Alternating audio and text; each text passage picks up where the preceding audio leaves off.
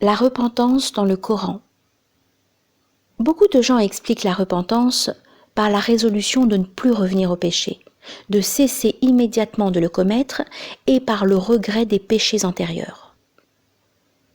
Or, si le péché est commis à l'encontre d'un être humain, il faut envisager un quatrième élément, à savoir, nous l'avons dit, le fait de s'en délier. En fait, ce qu'ils indiquent n'est qu'une partie de ce qu'on nomme taouba, repentance, ou plutôt c'est sa condition, car la repentance dans le discours de Dieu et de son prophète, alayhi salatu wassalam, comporte la résolution de faire ce qui est ordonné et de s'en tenir à cela. Ainsi, le serviteur ne devient pas repenti simplement en vertu de la cessation, de la résolution et du regret, tant qu'il n'y a pas chez lui une ferme résolution de faire ce qui est ordonné et de s'en acquitter. Voilà la réalité de la repentance. C'est un vocable qui englobe ces deux aspects. Cependant, lorsqu'elle est liée à l'accomplissement de ce qui est ordonné, elle prend le sens que retiennent beaucoup de gens, et lorsqu'elle est désignée seule, elle englobe les deux aspects. En ce sens, elle correspond au terme taqwa, la crainte révérentielle, qui implique lorsqu'il est mentionné seul l'accomplissement de ce que Dieu a ordonné et l'abandon de ce qu'il interdit, et qui implique lorsqu'il est lié à l'accomplissement de ce qui est ordonné, la cessation de ce qui est interdit.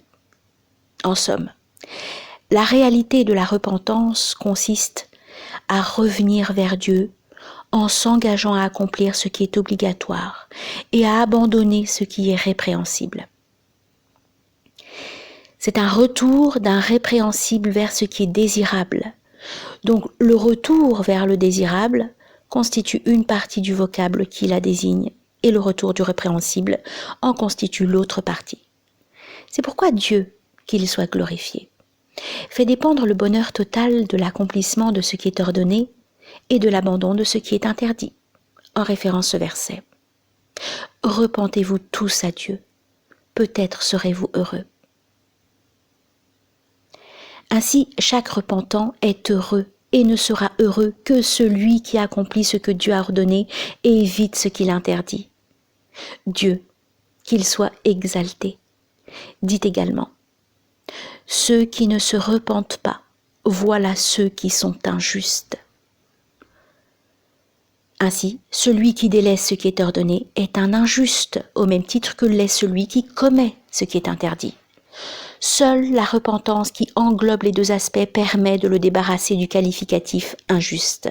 Donc, comme il a été signalé au début de ce développement, les gens se répartissent en deux groupes et il n'y a pas de place pour un troisième. Des repentants et des injustes. Les repentants sont, en référence ce verset, ceux qui adorent Dieu, ceux qui le louent, ceux qui se livrent à des exercices de piété, ceux qui s'inclinent, ceux qui se prosternent, ceux qui ordonnent ce qui est convenable, ceux qui interdisent ce qui est blâmable, ceux qui observent les lois de Dieu.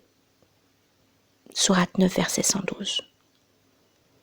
Le respect des lois de Dieu fait partie de la repentance, qui est l'ensemble de toutes ces choses. Et le fidèle n'a été appelé repentant qu'en raison de son retour à l'ordre de Dieu en quittant son interdit et à son obéissance en quittant sa désobéissance, comme cela a déjà été indiqué. Ainsi, la repentance constitue la réalité de la religion musulmane. Voilà pourquoi le repentant mérite d'être l'aimé de Dieu. Dieu aime les repentants et il aime ceux qui se purifient. Or Dieu n'aime que celui qui accomplit ce qu'il a ordonné et qui évite ce qu'il a interdit.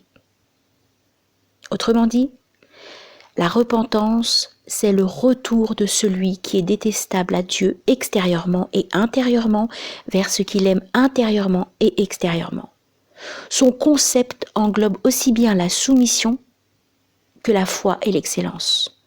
Et elle touche toutes les stations spirituelles. Voilà pourquoi elle est la finalité de chaque croyant. Le début de l'affaire et sa fin ultime, comme cela a déjà été expliqué. C'est la finalité de l'existanciation des créatures. Et l'ordre et le tawhid en font partie, ou plutôt, ils constituent sa partie essentielle sur laquelle elle est édifiée. Mais la plupart des gens ne connaissent ni la valeur de la repentance, ni sa réalité, et encore moins son observance sur le plan de la science, de la pratique et de l'état spirituel. Et si Dieu, qu'il soit exalté, réserve son amour aux repentants, c'est parce qu'ils sont l'élite de ses créatures. D'ailleurs, si la repentance n'était pas un concept qui englobe les lois de l'islam et les réalités de la foi, le Seigneur, qu'il soit exalté, ne se réjouirait pas tant de la repentance de son serviteur. En somme, tout ce que les gens disent sur les stations et les états spirituels relève des détails de la repentance et de ses effets.